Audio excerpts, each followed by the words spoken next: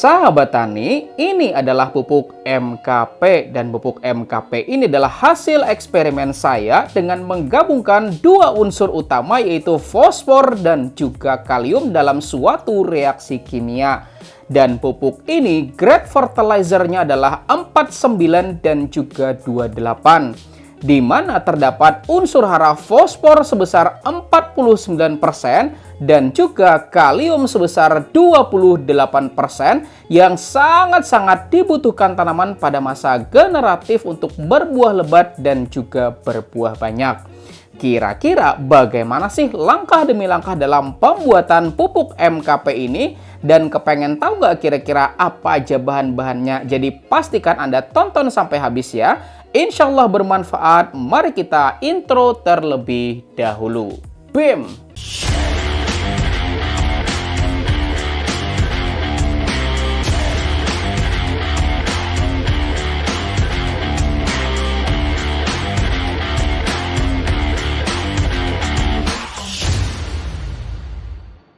Dan buat Anda yang sudah klik tombol jempolnya dan juga share video ini, mudah-mudahan ilmunya jadi makin berkah dan rezekinya jadi tambah banyak lagi. Amin. Sahabat tani, mendapatkan tanaman yang berbuah banyak, lebat-lebat, dan juga berproduksi dengan maksimal adalah keinginan kita semua, ya kan? Dan semua itu bisa loh kita dapetin dengan penambahan pupuk namanya adalah MKP. Dan pupuk ini adalah hasil eksperimen saya dengan mereaksikan dua unsur utama yaitu kalium dan juga fosfat. Dan tahukah Anda, secara rumus kimia, monokalium fosfat atau MKP memiliki rumus kimia yaitu KH2PO4. Di mana KH2PO4 plus H2O merupakan hasil reaksi dari H3PO4 dan juga KOH. Maka artinya untuk membuat pupuk MKP ini, kita membutuhkan dua bahan utama yaitu pertama adalah H3PO4 atau asam fosfat dan juga kedua adalah KOH atau kalium hidroksida. Pertama yaitu H3PO4 atau asam fosfat adalah suatu senyawa asam berkadar 85% yang memiliki banyak sekali kegunaan dan salah satunya untuk pengaturan keasaman pH larutan. Kemudian yang kedua yaitu KOH atau kalium hidroksida adalah senyawa basa kuat berkadar 90% yang memiliki kegunaan buat menaikkan pH suatu larutan. Dan pada eksperimen pembuatan pupuk MKP, kedua bahan ini akan kita reaksikan untuk mendapatkan suatu senyawa namanya KH2PO4 dan mari kita mulai pembuatannya.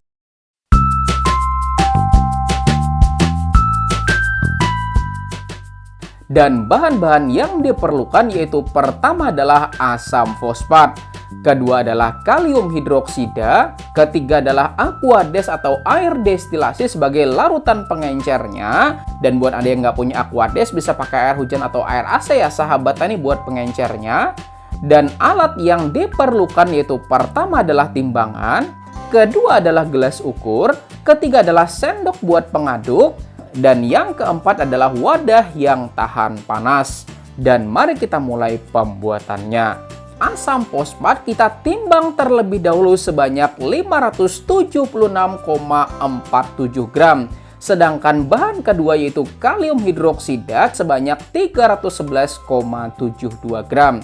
Dan buat yang pengen tahu kenapa kok kita butuhnya segitu ya enggak? Karena kita membutuhkan 5 mol asam fosfat dan juga 5 mol kalium hidroksida. Dan perhitungannya itu karena berat molekul kalium hidroksida adalah 56,11, maka kalau kita pakai 5 mol maka 56,11 dikali dengan 5 sama dengan 280,55. Dan karena kalium hidroksidanya berkadar 90%, maka artinya 280,55 dibagi dengan 90% sama dengan 311,72. Dan untuk asam fosfat karena berat molekulnya 98 gram per mol, maka 98 dikali dengan 5 itu sama dengan 490. Dan karena kadar asam fosfat itu cuma 85%, maka 490 dibagi dengan 85% sama dengan 576,47 gram. Langkah pembuatannya, kita taruh dahulu timbangan. Nah, kemudian taruh gelas ukur di atasnya. Dan pelan-pelan kita timbang asam fosfatnya sebanyak 576,47. Dan karena timbangan saya ini pas ya sahabat tani digitalnya, maka kita timbang sebanyak 577 gram. Kemudian pelan-pelan masukin air pengencernya sampai mencapai 500 ml larutan. Dan kita masukin pada wadah yang tahan panas, lalu kita lakukan pengadukan secara merata.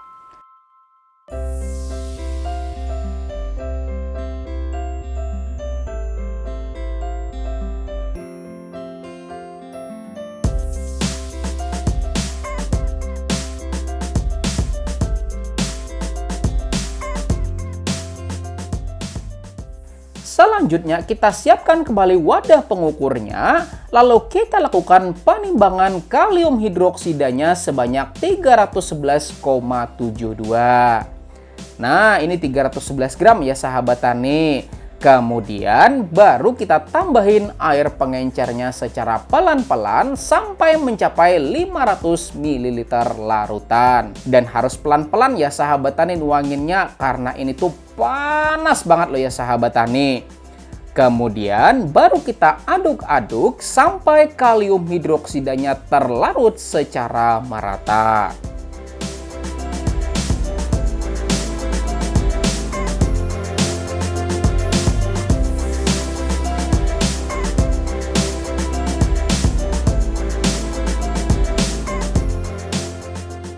Baru langkah selanjutnya kita lakukan pencampuran bahan-bahannya. Dan dalam pencampuran ini KOH 5 mol harus pelan-pelan ya sahabat tani kita masukin ke dalam larutan asam fosfat 5 molnya.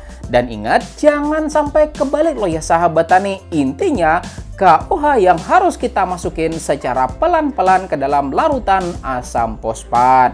Dan harus tetes demi tetes loh ya sahabat tani, karena reaksinya ini tuh benar-benar luar biasa panas.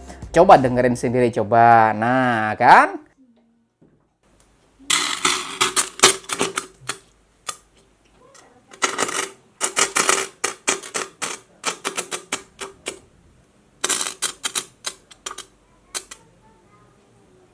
Intinya kita masukin itu pelan-pelan setetes demi setetes aja. Dan jangan sekali-kali kita nyoba-nyoba gitu ya sahabat tani masukin biar gitu kan langsung KOH-nya langsung banyak gitu ya sahabat tani. Dijamin sangat-sangat berbahaya gitu ya sahabat tani, oke? Jadi kita harus lakukan ini tuh secara pelan-pelan setetes demi setetes aja. Nah kan kelihatan berasap loh ya sahabat tani, dan ini tuh panas banget, dan pastikan Anda pakai masker gitu ya sahabat tani, oke? Dan seiring pencampurannya, reaksi ini bakal menghasilkan KH2PO4 atau monokalium fosfat dan juga air sebagai produk sampingannya.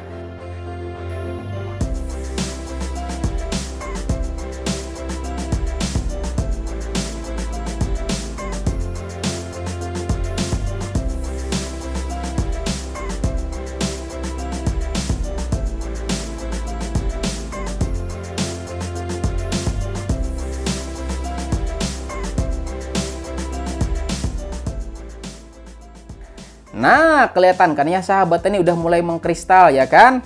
Kalau sudah kita masukin semua, baru kita lakukan pengadukan secara merata pada larutannya. Dan sampai di sini kita sudah berhasil buat menghasilkan MKP atau monokalium fosfat.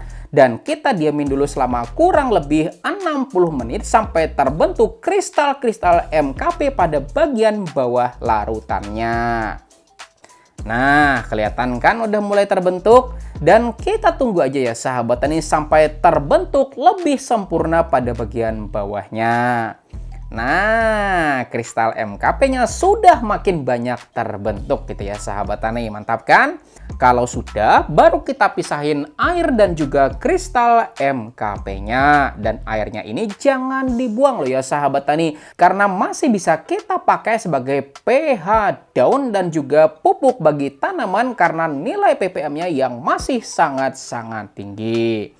Nah, ini adalah kristal MKP murninya. Dan untuk lebih mengurangi kadar airnya, kita bisa lakukan penjemuran pada sinar matahari terlebih dahulu. Kalau sudah, kita bisa tuangkan ke dalam toples dan bisa kita simpan pada tempat yang teduh buat dipakai sebagai pupuk buat tanaman.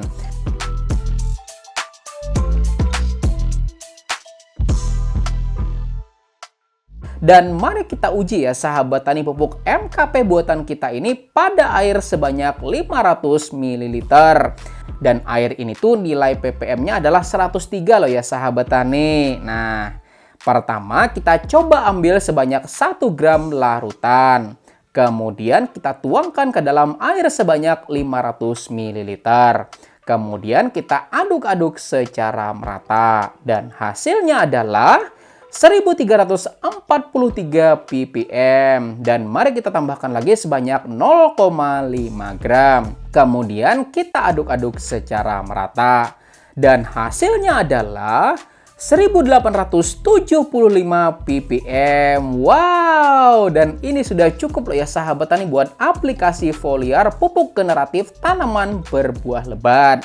Artinya untuk dosis pupuk MKP buatan kita ini per liter airnya antara 3 sampai 4 gram per liter airnya, oke? Dan bisa lebih sedikit lagi kalau kita bisa lebih mengeringkan lagi kristal-kristal MKP-nya.